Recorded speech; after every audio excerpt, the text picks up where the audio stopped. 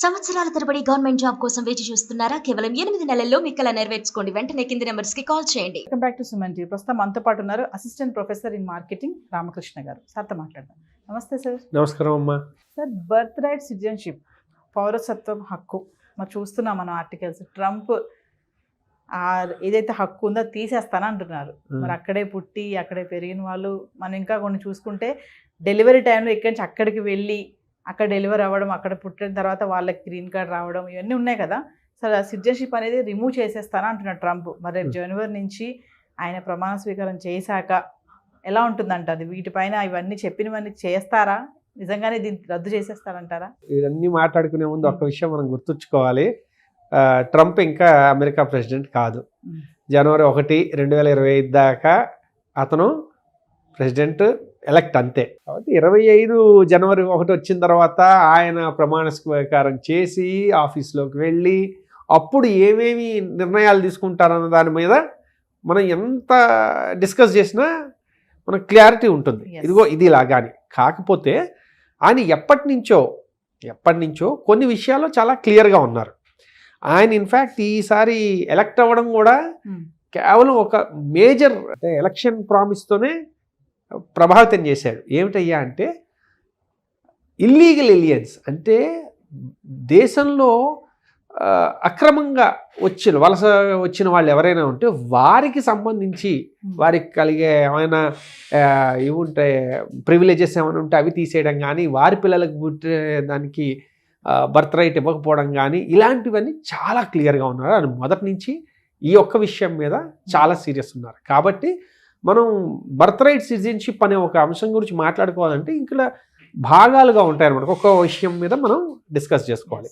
మొట్టమొదటిది ఏంటంటే illegal alien అని ఎవరు వచ్చినా వారికి బర్త్ రైట్ సిటిజన్షిప్ లేదు, వారిని నిర్మోహమాటంగా వెనక్కి పంపించేస్తాము అన్నది ఆయన ఎలక్షన్ ప్రామిస్.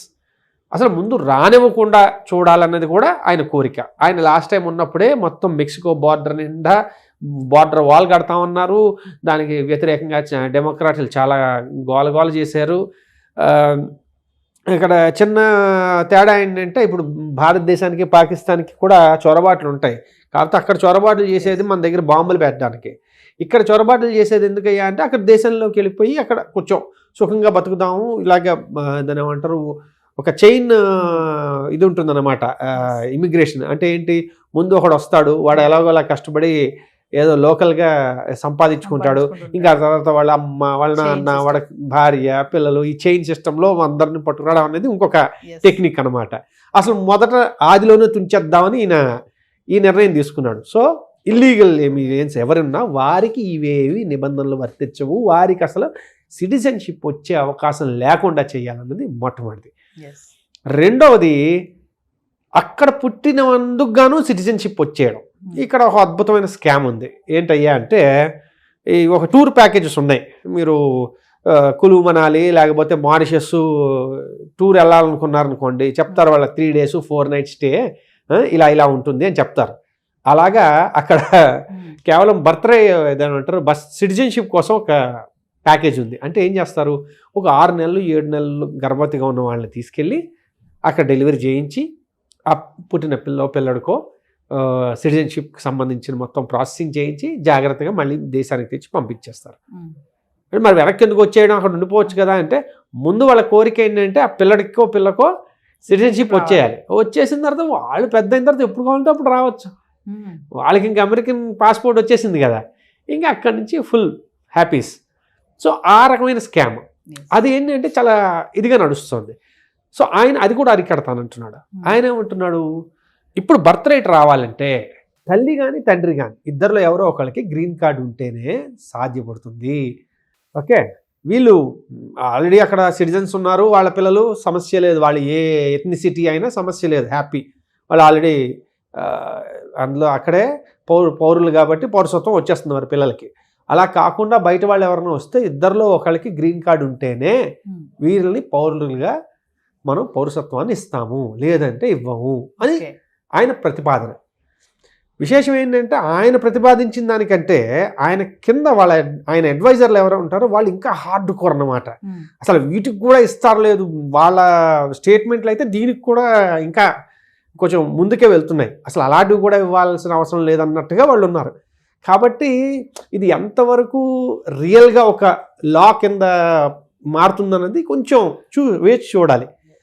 ఇంకొక విషయం ఏంటంటే ఇంతకుముందు ట్రంప్ వచ్చినప్పుడు ఆయన ఇది ఎలా ఉంటుందంటే యుఎస్ ఏంటంటే ప్రెసిడెన్షియల్ రూల్. ఓకే, ప్రెసిడెంట్ అనే ఆయన వేరు, ఇక్కడ సెనేట్ వేరు. కాంగ్రెస్ ఏదైతే ఉంటుందో కాంగ్రెస్ అంటారు అక్కడ మన పార్లమెంట్లో అది. కాకపోతే ప్రెసిడెంట్ తాలూకా పనులు వేరు. ప్రెసిడెంట్ ఒక లా పాస్ చేశాడంటే దాన్ని వీళ్ళు కాంగ్రెస్లో డిస్కస్ చేసి దాన్ని ముందుకు తీసుకెళ్ళాలి. ముందుకు తీసుకెళ్తే ఎగ్జిక్యూటివ్ వీళ్ళంతా ఎగ్జిక్యూట్ చేస్తారు. కాకపోతే ఏమైందంటే ఇంతకుముందు అది డెమోక్రాట్ల చేతిలో ఉంది, ఈయన రిపబ్లికన్ ప్రెసిడెంట్ అయ్యాడు. కాకపోతే ఇది ఏం పంపించినా వాళ్ళు చక్కగా దాన్ని కోల్డ్ స్టోరేజ్లో పెట్టేయగలిగారు. ఇప్పుడు అది లేదు సమస్య. ఇప్పుడు ఇద్దరు రిపబ్లికనే, ప్రెసిడెంట్ రిపబ్లికనే, ఇక్కడ కాంగ్రెస్ రిపబ్లికనే అయిపోయింది. ఇది సరిపోదన్నట్టు ఇక్కడ వీళ్ళ జ్యుడిషియల్ సిస్టమ్ ఉంటుంది. అది ఎలా ఉంటుందంటే 9 మంది జడ్జిలు ఉంటారు ఇలాంటి పెద్ద పెద్ద విషయాల్లో. మన సుప్రీంకోర్టులో లాగా ప్రతి చిన్న విషయానికి వెళ్ళి సుప్రీంకోర్టులో కేసులు వేయడానికి ఉండదు. ఏమైనా కాన్స్టిట్యూషనల్ పెద్ద పెద్ద ఇష్యూస్ మాత్రం సుప్రీంకోర్టు దాకా వెళ్తాయి. ఆ సుప్రీంకోర్టు జడ్జిల్లో జనరల్గా ఎలా ఉండేదంటే కొంచెం బ్యాలెన్స్ ఉండేది. ఓకే, 5-4 లేకపోతే 4-4 ఒకళ్ళు ఇండిపెండెంట్ ఇలా ఉండేది. ఎందుకంటే వాళ్ళు నామినేట్ చేస్తారు, దాని ఏమంటారు, ఎవరు అధికారంలో ఉన్నారో వాళ్ళు నామినేట్ చేస్తూ ఉంటారు. ఓకే, ఇప్పుడు అది కూడా రిపబ్లికన్లే ఎక్కువ ఉన్నారు. దాదాపు 6 జడ్జిలు రిపబ్లికన్లే. కాబట్టి ఇప్పుడు ఈ ఒక్క విషయంలో మనం వాళ్ళు ఇంతకుముందు మాట్లాడినా చేయలేకపోయారు, ఈసారి మాట్లాడినా చేయగలడానికి అన్ని రకాల దారులు తెరిచి ఉన్నాయి.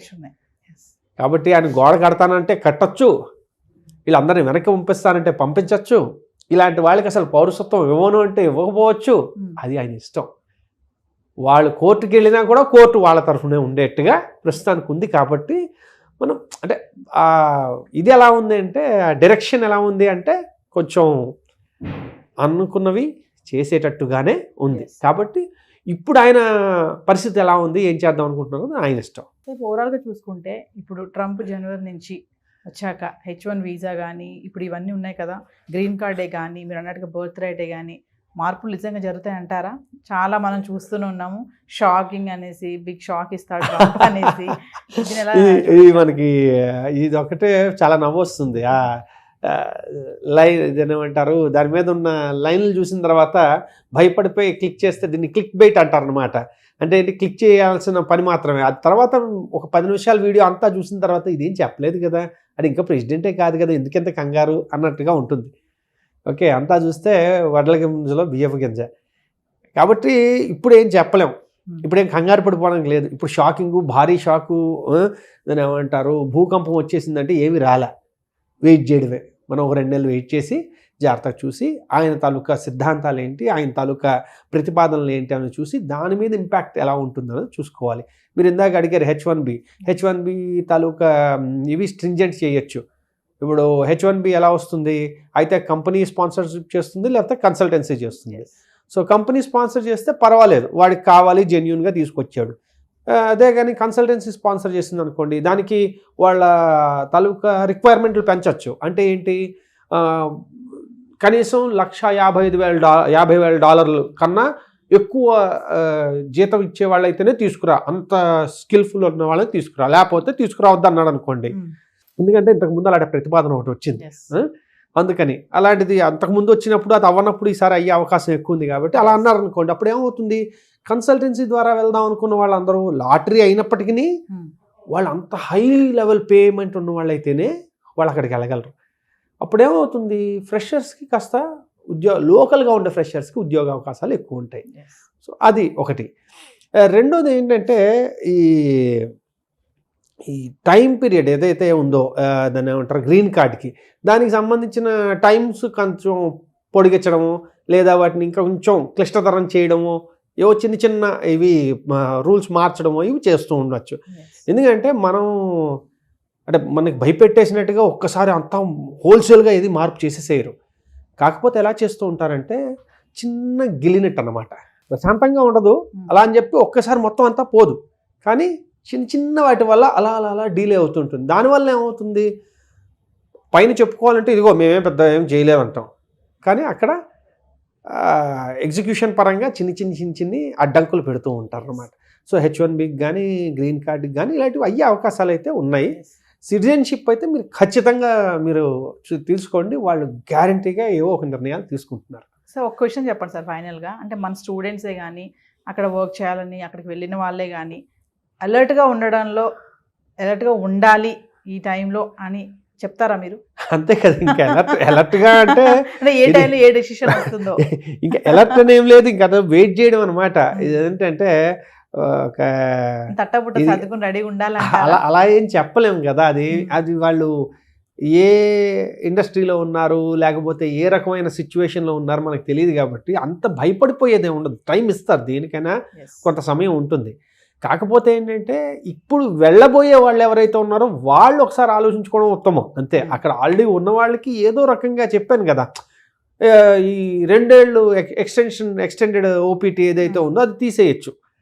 అప్పుడు ఏమవుతుంది, 1 ఇయర్ అవగానే ఇంక మరి అంటే మీకు టైం ఉంది, ఈ 1 ఇయర్ అయిపోతుంది అంటే ఇంక నువ్వు వెనక్కి వచ్చేయాలి బాబు అని చెప్పుకోవడం.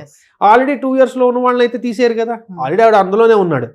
సో కాబట్టి ఏంటంటే ఏది వెంటనే ఇలాగా మీరు అన్నట్టు తట్టాబుట్టా చేసి పరిగెట్టుకుంటూ వచ్చేసేంత అవసరం లేదు. కానీ పరిస్థితులు మారుతాయి.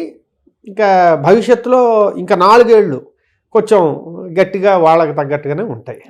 Thank you. ఓకేనమ్మా.